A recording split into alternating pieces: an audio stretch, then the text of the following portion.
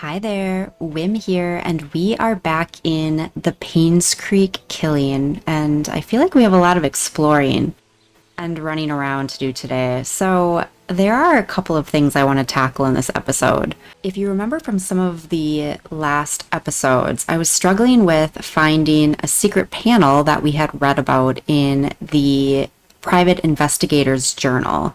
He mentioned finding something behind the reception area, basically a secret stash of some sort that is supposedly interesting to find. So we're gonna go look for that, and I actually have a funny story on that we'll get to in a second here. But the other thing I wanted to do today is go back down to the church, because in the last episode we found two keys that we should be able to use in the church. That was from the last episode and exploring Scott's cabin. So if you missed that one, definitely go back and check that out. And then at some point, I would love to head back to the hospital. We haven't been there in a little while, and I think I have a code to one of the lockers in the nurses' station. So I want to see if that works. And that's really the only thing I know that I could maybe do there. And I still don't even know if I have the right code. And then finally, going back to the mansion.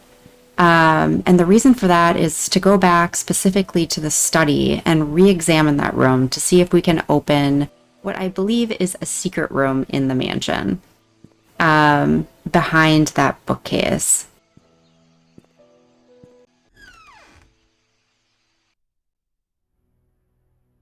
And so I just want to give a shout out to someone who's been following along with the series, and they've been giving some really great hints to me about missing certain things or checking different places. Kind of a little like hint, nudge, nudge. You know what I've absolutely been asking for, and it's very clear that I've been missing a lot of things, and they have been super helpful in helping me find the things that I need to find, or at least figure out, and putting the pieces together. So I just wanted to say thank you to that. And before I do the big reveal, so before I got on camera, I was actually just looking around to make sure I was able to actually find it for you guys this time, instead of completely missing it like I did last time. And in the process of doing that, I actually did find it, and I clicked a button and it opened.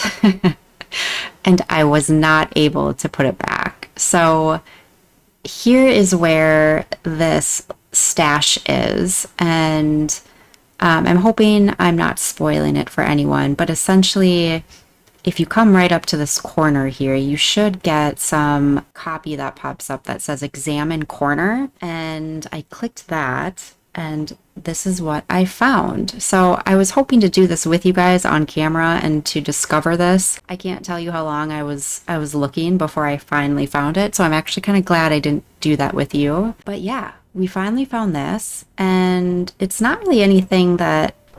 Oh, that's cute though. I don't know if it's going to be anything that's really adding to the story. Like, I don't know if this time means anything or not. Maybe. But then there is a logbook here, it looks like. So let's read that. Nope, let's not take a photo of it. Okay. So March 20, 1997. There's a private investigator in town by the name of Steve Moss. Rumor has it that someone hired him to investigate Vivian's death after the police ceased their own search. It's a tragedy that Vivian's murder case was never solved. April 9, 1997. I saw Matthew today while he was cleaning the church. He looked thinner than he used to be. We talked for a bit. He told me that he will be leaving Painscreek soon, as his services won't be needed here anymore. I think the recent deaths in Painscreek affected him tremendously. Not to mention the tragedy that befell his adopted son, Scott. Even now, no one knows what really happened. None of the cases were ever solved. Sometimes I wonder if Scott did kill Vivian, or was he just unfortunate and wrongly accused? And then April 14, 1997, Mr. Moss came by today. He decided to question me, see if I know anything he hadn't already learned. I told him everything I legally could. When asked how his investigation went, he said something about an incident that happened in 1975, which might just be the breakthrough that he needed. As he left, I could not help but wonder if it had anything to do with the mansion maid who left Painscreek. It's not showing us who's actually the writer here. I would assume someone who worked at the hotel. Okay.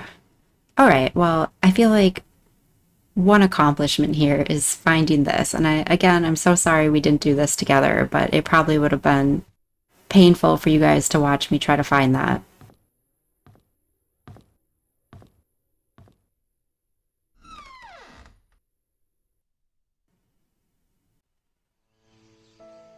So we finally got that. That feels great. One thing off the list.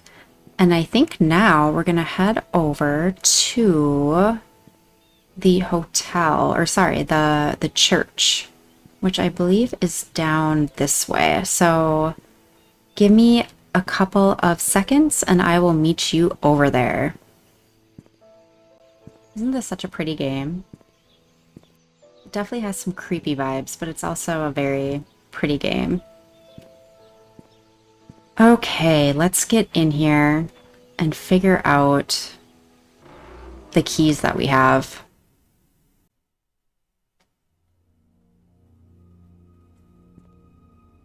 I feel like we haven't been here probably since one of the first episodes, so it's nice to, I guess, be back.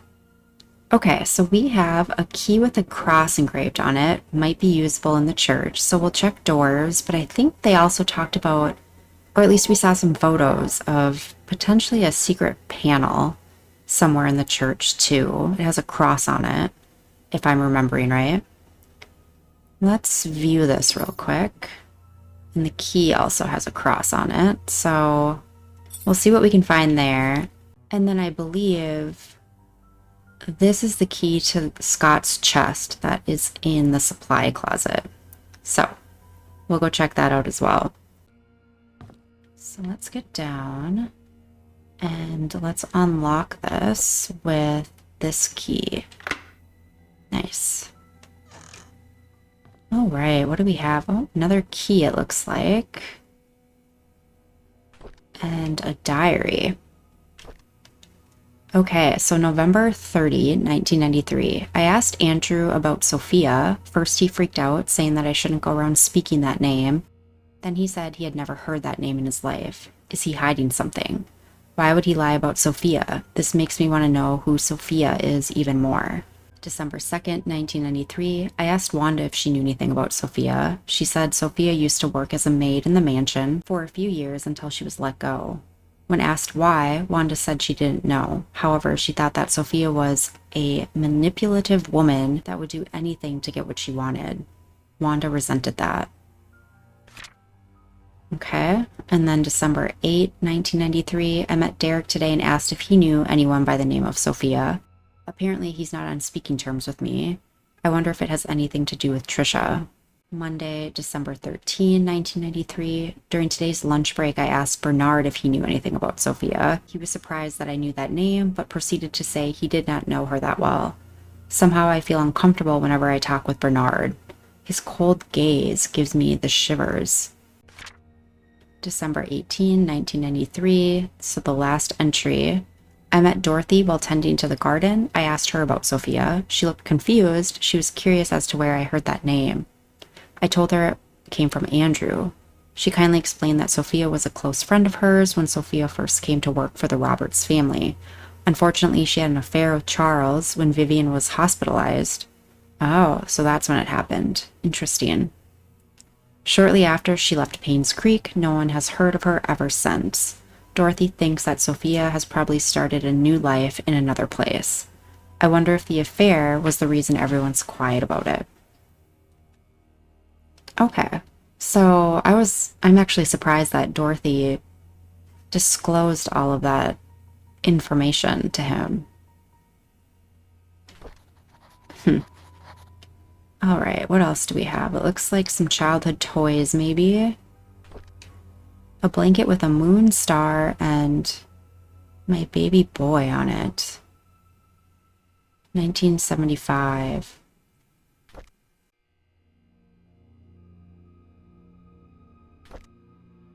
Key to a basement.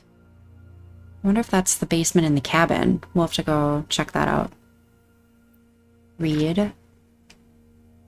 So, St. Patrick Orphanage, February 2nd, 1994. Dear Scott, I'm Sister Rachel. Although I wasn't here when you first came, I hope you remember me. I was your nursing mother after you arrived here those years ago.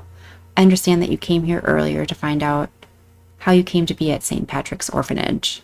On July 4, 1975, Father Kelvin came to us holding a basket with you in it. He said that you lost your parents and there's no one to take care of you. He told us that your name was Scott. After he left, Sister Emma asked if I'd be willing to take care of a baby. At first, I hesitated because it was a huge responsibility, but when I saw your face, so full of innocence and curiosity, I felt as if God himself had delivered you to me. I accepted the task. When you were 10, Father Matthew came to see you. He had just become the head priest of Painscreek Trinity Church. He visited often, usually at the beginning of the month.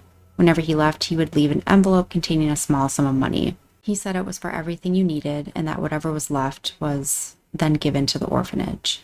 I'd be lying to say that I wasn't sad when you left the orphanage, but when Father Matthew adopted you, I believed that your life would be better in Painscreek than here, and I deeply hope it's so. Everything enclosed within this package used to be yours. I think you should have these. May God bless you. Okay. So he was definitely digging into the stuff at the orphanage, which we kind of knew, but I'm curious if this means this is from his original, like his real mom, or if this was something that Sister Rachel bought for him. I don't think I can pick up the envelope. No. Okay. Interesting. Okay. All right. So the plot thickens. Oh, does this go down here? Just checking that panel real quick. Oh gosh, I really hope it doesn't go to the creepy basement. Exit. It's locked. Yeah, it doesn't look like there's not even a key hole there. Okay, so let's go up. I'm kind of curious if that panel might be in the priest's office, if I'm remembering right. Let's keep going. I think it's down here somewhere. Bathroom. Were we not able to get in here? Let's try this. Oh. Okay. Is that a package sitting on the bed? That's kind of creepy. Okay. Let's open the drawer. Bible. Anything down there?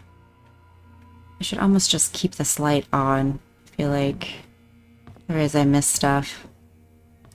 Okay, not sure why that's there, but O'Malley and Associates. So, dear Mr. Brooks, we have evaluated your case and we accept the request to represent your son, Scott Brooks, in court.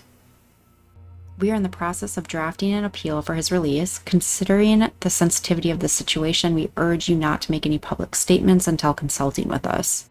Additionally, we would like copies of any government documents related in any way to your son, medical records, transaction receipts, travel documents, previous criminal charges of any, etc. The more we have, the better we can help in your son's case. We will be in contact within the next few days. Brendan O'Malley. So what were they asking for? Medical records, transaction receipts. So this is a checking account statement for the priest. Deposits. Check from car dealership. So did he sell his car? Is he selling his car to pay for the attorneys maybe? Yeah, it looks like it. So check from car dealership for almost $5,000. And then first payment fee for Scott's lawyers, 2,000. Second payment, yeah. So it looks like he sold his car. Okay. All right, what else do we have? Okay, let's read Father Matthew's diary. So February 25th, 1971, I had always wanted to be adopted, but I guess heaven had something else in store for me. Instead of being taken in by a family, I came to Painscreek Trinity Church.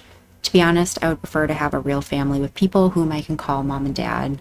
But Father Calvin said God has other plans for my future, and in time I will come to realize it. May 2nd, 1971, the Roberts family is looking for a new maid. I told Mrs. Roberts that a relative of mine would fit the position really well. I know I shouldn't lie, but I want Sofia to be here in Painscreek. Father Calvin always said we have to help those who are in need. Sofia is in need, and I'm sure she will be glad to have this job. Okay, so they're related. Or maybe not necessarily related, but he knows Sofia. So August 10, 1971. Since starting the job at the mansion, Sofia has settled in nicely. Whenever she has time off from work, we've been exploring Painscreek together. I have so much to show her. This is just like the orphanage days, and I'm extremely comfortable being with her. October 27, 1971. Today was Sofia's day off. We ate at the Moon Cafe again. I can't seem to get enough of this place. The food is delicious, the atmosphere relaxing, and the coffee tastes great. Maybe it's all because of Sofia's company. Still, I love to hang out here. This is definitely one of my favorite places in Painscreek, followed closely by the church and the Little Big Books. Okay. So he kind of grew up with Sofia. Were they both orphans? And that's kind of how I read that.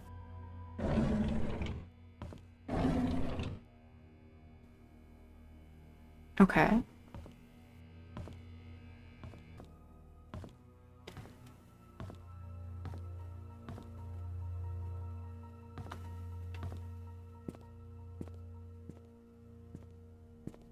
And I'm just checking out, making sure I'm not missing anything on this first floor here. So, oh, that's so dark, jeez.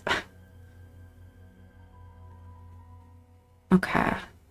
And all we know right now, I don't think we know the passwords to these yet. I'll have to go back through my notes, but I don't think we have these yet. And it was what? Yeah, it was a long code. Okay. So yeah, let's keep going. Okay, guys, I think since I'm out this way,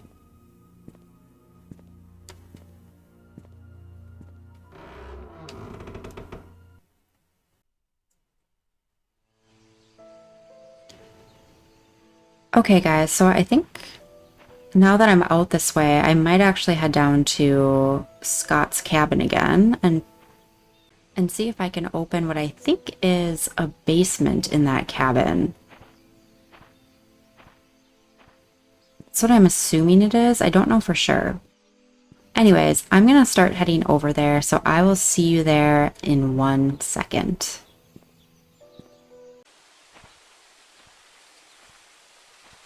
All right, guys, we are just getting back over to the cabin now. So we're gonna go inside and hopefully, fingers crossed, this key opens the door that I am thinking of.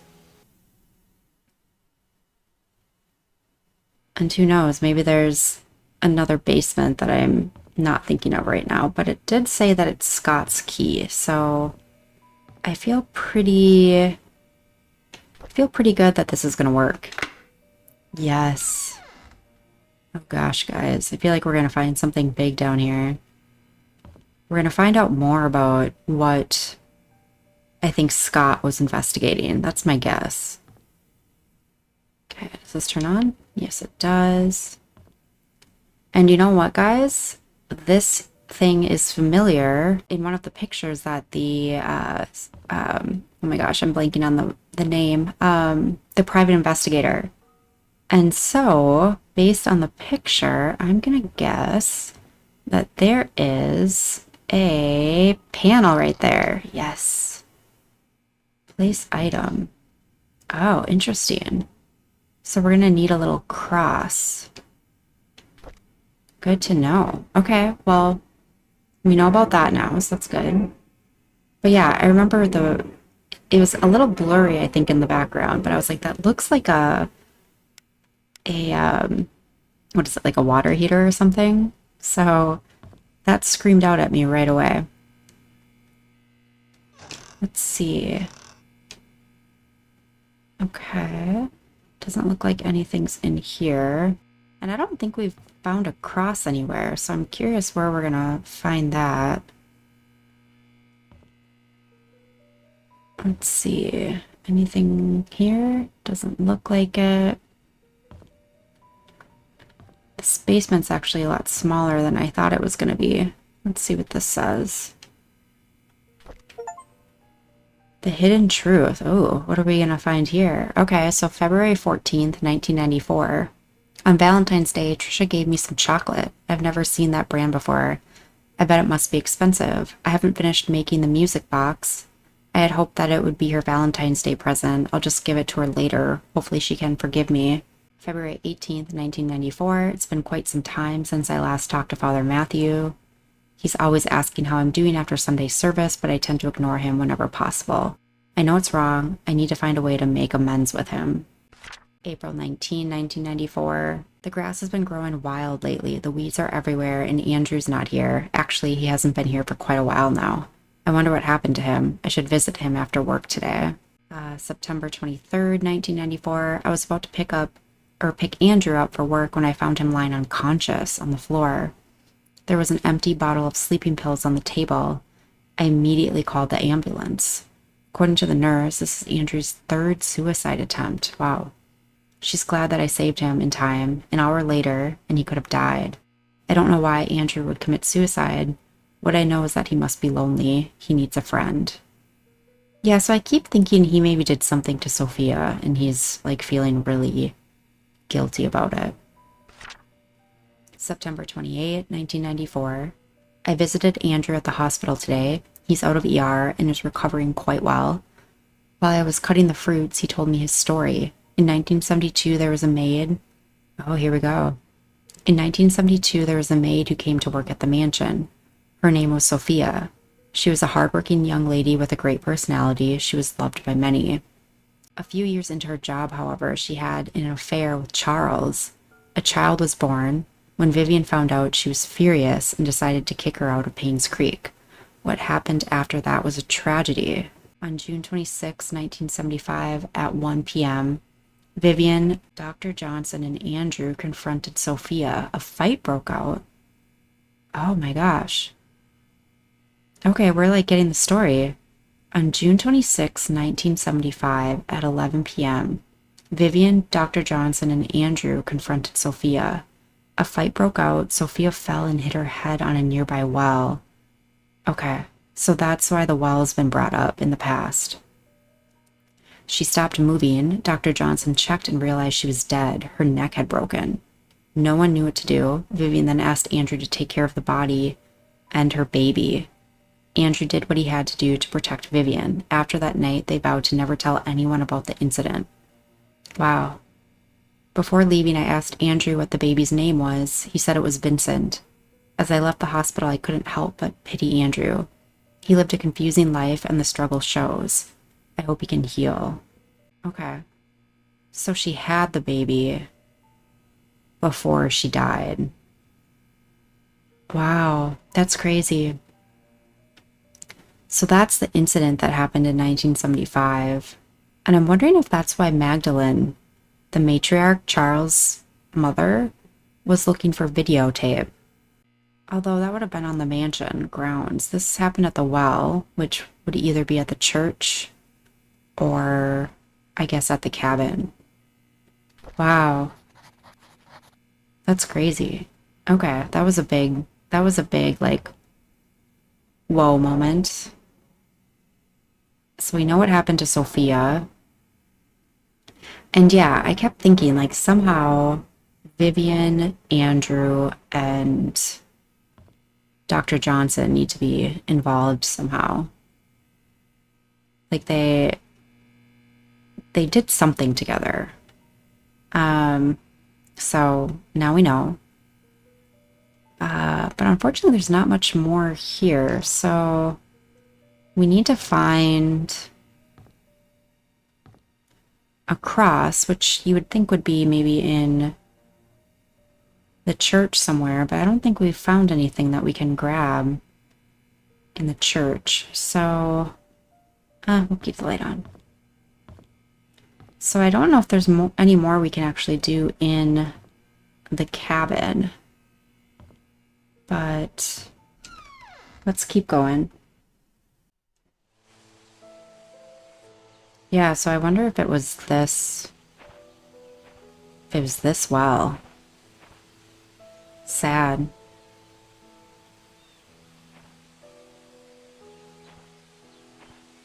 Huh. Okay. Well, I think the next thing I'm gonna do is actually head to the hospital, which I haven't been to in a very long time, and I will meet you guys over there.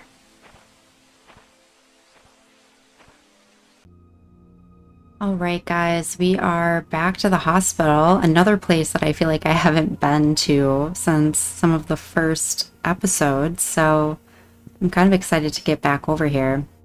So I'm specifically going in to check out the nurse's station.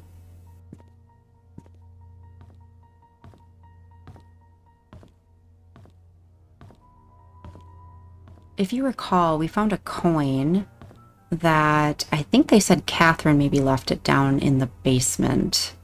And I just want to double check that that coin with the date on it isn't the maybe code for her locker. So this could be something or this could be nothing. We'll check it out. But the date on the coin was 1964. So let's see if that works. Oh, nice. Okay, cool. And I have no idea about the rest of these. I don't even know if you can, it looks like you can unlock them. So I feel like we have so many things that we just don't have. There's so many things to open and to find. So let's read the logbook.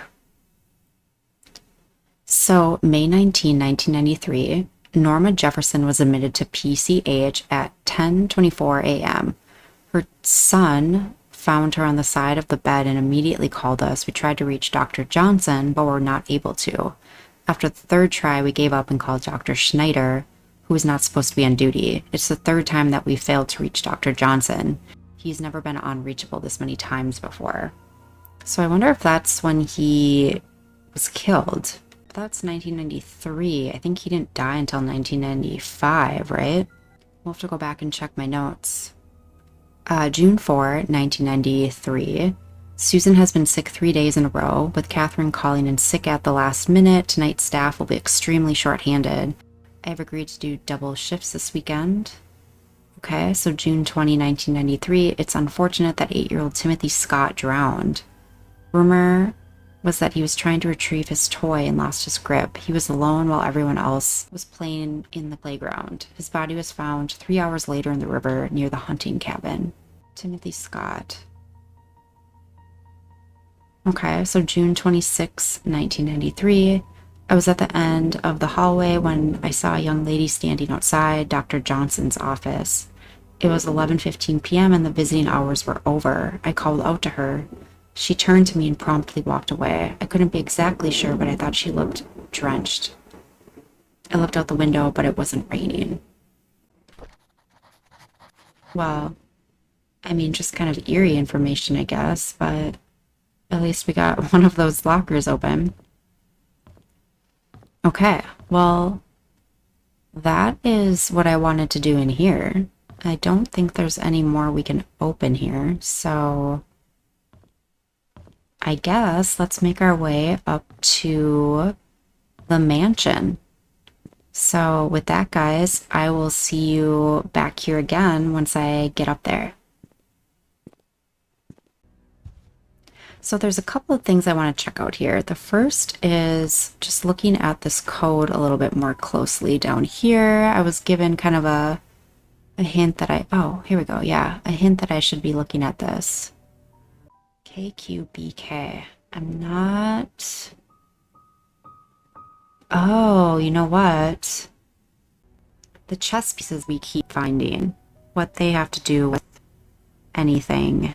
And maybe I don't have this right. So we have a queen, we have a knight, so that the queen makes me think the K and the Q. But then I thought we also had a rook and a pawn, which isn't really matching up. So let's see here. I'll just play around with it for a second. So I think this might be 5. And then the queen was a 1. Oops. And then maybe that's 2. And let's see if this is 7. Okay, well maybe I'm missing some chess pieces yet. So we'll have to come back to that, but that's good to know. Okay, and then I'm trying to get this open, and I think it has something to do with, I need to push these. My guess is in a certain way. That was my original thought. If you go back to the episode where I was trying to figure this out for the first time, I was pushing different books to try to figure out if there was like a pushing certain books in a certain order was going to open it. And I think I probably had the wrong combo, but I'm going to pick up the book that we originally... Oh, okay. Okay. Yeah, I was told to kind of just look at some of the stuff that I've already looked at. And this was my first thought, is I wonder if I missed something on the book. So what does this say? So 4 right, 6 left, 3 right. So pull everything out that says push. Pull, pull. Okay, so they're all even. Let's just try this again. So 4, 1, 2, 3, 4. 6 is 1, 2, 3, 4, 5, 6, and then 3. Oh, perfect. Yes. Oh, okay. That kind of scared me. That was like a weird animation. Okay, so that just like moved over to the right, I guess. Okay, what's in here? I feel like we're gonna find stuff that hopefully, I guess, will tell us more about what happened. What do we have here? So June 16, 1975. Dear Charles, I received a letter from Dorothy yesterday. She told me everything. What have you done, my son? Does Vivian know? Have you even considered the consequences of your actions? And what of this Sofia? What will you do with her? You made a mistake and you'll need to take responsibility for what you've done. Do you understand? You cannot take her as your wife. You already have one. This scandal cannot be publicly known. It will destroy your political career. However, the child is important. He is your flesh and blood, and he might be the son you need to properly continue the family. I am now preparing to visit you. Do not say anything to Vivian yet. I will take care of it when I arrive. Interesting. Okay.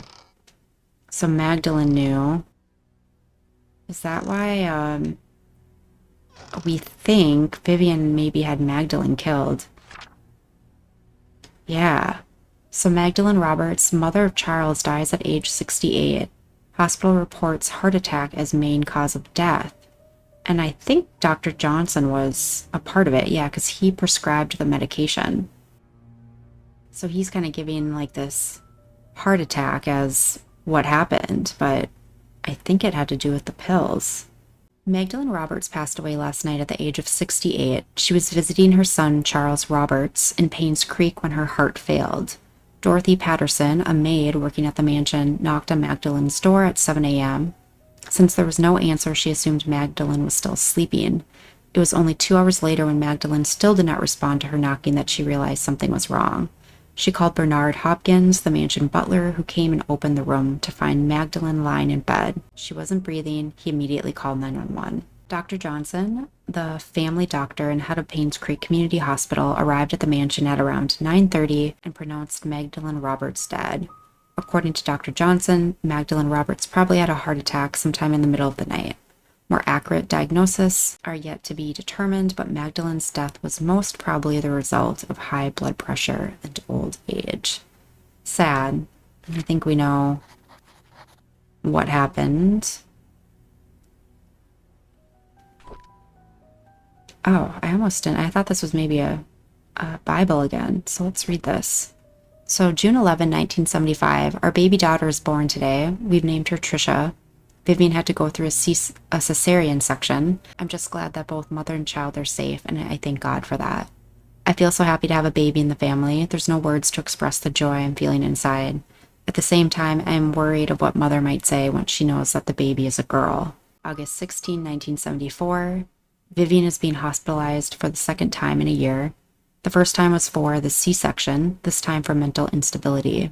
Dr. Johnson told me not to visit her until she is stabilized and ready to receive me. What can I do? Mom wants a boy, but it's not safe for Vivian to be pregnant anymore. Sometimes I feel lost, not knowing what to do. Mostly I just feel lonely.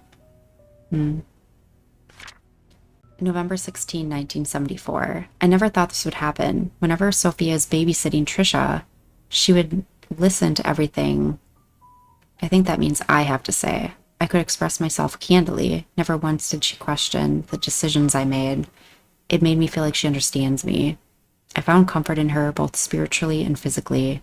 I just never thought I would have a relationship with her. What should I do now? July 6, 1975. I have a name for our child. He will be called Vincent Roberts. I will add him to my will. Sofia seems to be hiding as well, as she can from Vivian.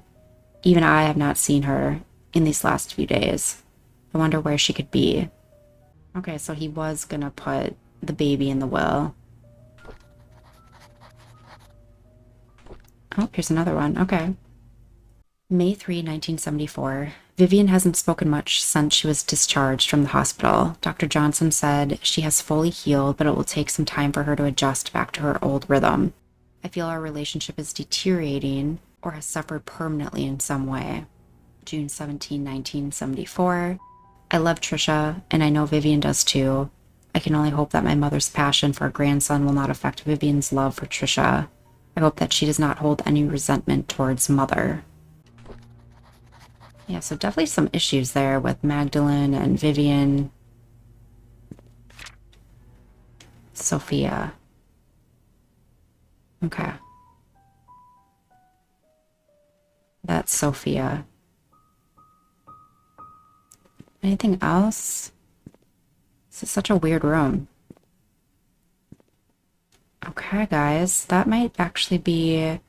And, I mean, like I said earlier, I think we got a lot of information, but not a lot of, like, keys or anything else that I know for sure I need to kind of go check out at this point. So I think we're going to leave it here. We did a lot of exploring today. We found out a lot of really great information. Great meaning, like, we're learning more about what happened. I think we pretty much found out what happened to Sofia and who did it. And we're just getting the details like that now, finally. So the pieces are starting to come together, but there's definitely more to the story and more for us to figure out. There are more doors to unlock, as you keep on hearing me say. Painscreek is full of locked doors. But with that, guys, I hope you enjoyed this one. A lot of running around and finding things, but we did open things that we were having trouble opening in the past. So I feel like that's a plus for me today, at least. I just want to say I really appreciate anyone who's following along, and I appreciate you being here. If you're enjoying this series, definitely give it a like. And if you also want to be notified when the next Painscreek episode comes up, then definitely subscribe to the account as well. And with that, guys, I'm going to leave it here. I will see you in the next one.